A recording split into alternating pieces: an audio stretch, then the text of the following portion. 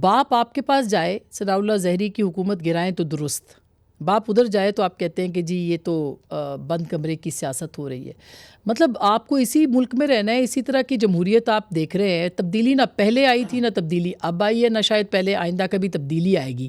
یہی ہے، اسی محور میں رہنا ہے، تو پھر اعتراض کیا ہے؟ یہ نقطوں کی چیزیں ہوتی ہیں. کبھی باپ جو ہے وہ پاپ ہو جاتا ہے اور کبھی باپ باپ بن جاتا ہے. یہ ساری چیزیں اس طرح سے رہتی ہیں. دوسری صرف میں عرض کر دوں کہ لیول پلینگ فیلڈ اور اس کی چیزیں ہو رہی ہیں. دیکھیں ابھی میرے انتہائی محترم ہیں مصدق ملک صاحب، انہوں نے 2002 سے بات کی، 97 سے بات کی. 88 میں کیا ہوا تھا؟ 88 میں پاکستان پیپلز پارٹی واحد پارٹی تھی جو نیشنل اسمبلی میں سب سے زیادہ نشستیں، اور پنجاب سے بھی زیادہ نشستیں نیشنل اسمبلی میں پیپلز پارٹی کی تھیں. کیا ہوا؟ 2 دن کے بعد الیکشن ہوئے، وہاں کا پروونس نہیں دیا گیا اور سیٹیں کیا ہوئی تھیں. تو level playing field Peoples Party کو کبھی نہیں ملی. ہم نے ہمیشہ اگر حکومت بنائی بھی ہے تو لوگوں کی وجہ سے، اللہ کی مہربانی، اور لوگوں نے ہمیں سپورٹ کیا. سندھ کی بات پہلے مظہر صاحب بھی کی انہوں نے کہ جی وہاں پہ اتحاد بن رہے ہیں اور اس وجہ سے ہم کوئی بڑے خائف ہیں. ان اتحادوں سے ہم کبھی خائف نہیں ہوئے، یہ ہمیشہ بنتے رہتے ہیں. کوئی نئی چیز ہمارے لیے نہیں ہے.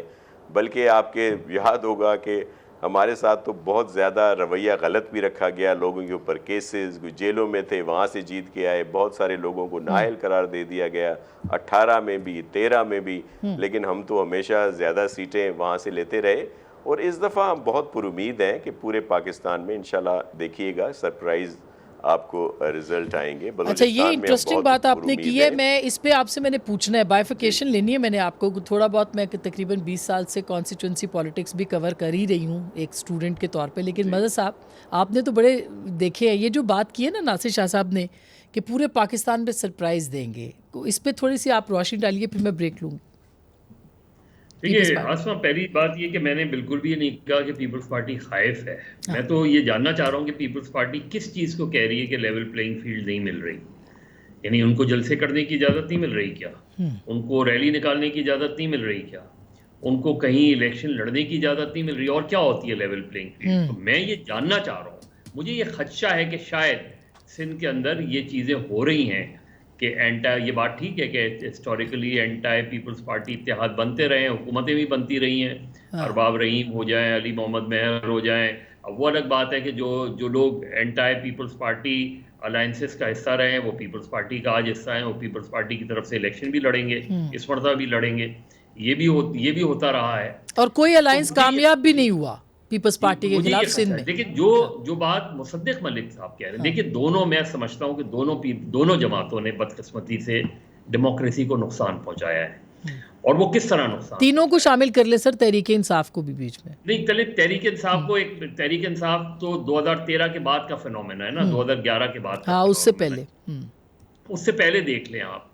88 میں آئی جی آئی، 89 میں ووٹ آف نو کانفیڈنس، 90 میں الیکشنز جس طرح پیپلز پارٹی کی گورنمنٹ ختم کی گئی، اور پھر جس طرح الیکشنز ہوئے، مہران بینک اصغر خان کیس پورا اٹھا کے دیکھ لیں. 93 میں ایک موقع تھا شاید پیپلز پارٹی کے لیے بھی اور نواز شریف صاحب کے لیے بھی. 88 میں بے نظیر بھٹو نے ایک کمپرومائز گورنمنٹ لی جب غلام اسحاق خان نوابزادہ کی جگہ غلام اسحاق خان کو پریفر کیا گیا. 93 میں نواز شریف صاحب کے پاس یہ بڑا اچھا موقع تھا جب انہوں نے کہا کہ میں ڈکٹیشن نہیں لوں گا، لیکن پھر وحید کاکڑ فارمولے پر ایگری کر گئے، حالانکہ اس وقت ان کی ایک بڑی اسٹرانگ پرنسپل پوزیشن تھی. پیپلز پارٹی کو اس وقت مسلم لیگ نون کے ساتھ کھڑا ہونا چاہیے تھا. 99 اٹھا لے، وہ نہیں کھڑے ہوئے. پیپلز پارٹی کو جنرل مشرف کو ویلکم نہیں کرنا چاہیے تھا. تمام تر مسلم لیگ نون سے اختلافات. آپ چارٹر آف ڈیموکریسی ایک بڑا گرینڈ الائنس کیا گرینڈ ڈاکومنٹ ہے وہ، لیکن پھر اس کے بعد ہم کیا دیکھتے ہیں؟ اس کے بعد ہم دیکھتے ہیں دونوں طرف سے اسی چارٹر آف ڈیموکریسی کی وائلیشن ہوئی. تو میرا خیال ہے دونوں جماعتوں کو یہ ریئلائز کرنا چاہیے، ایک مرتبہ ری وزٹ کرنا چاہیے چارٹر آف ڈیموکریسی کو. اب ناصر شاہ صاحب بیٹھے ہیں یہاں، 18ویں ترمیم اور چارٹر آف ڈیموکریسی میں یہ تھا نا کہ پبلک اکاؤنٹس کمیٹی کا چیئرمین اپوزیشن میں ہونا چاہیے، اپوزیشن کا ہونا چاہیے.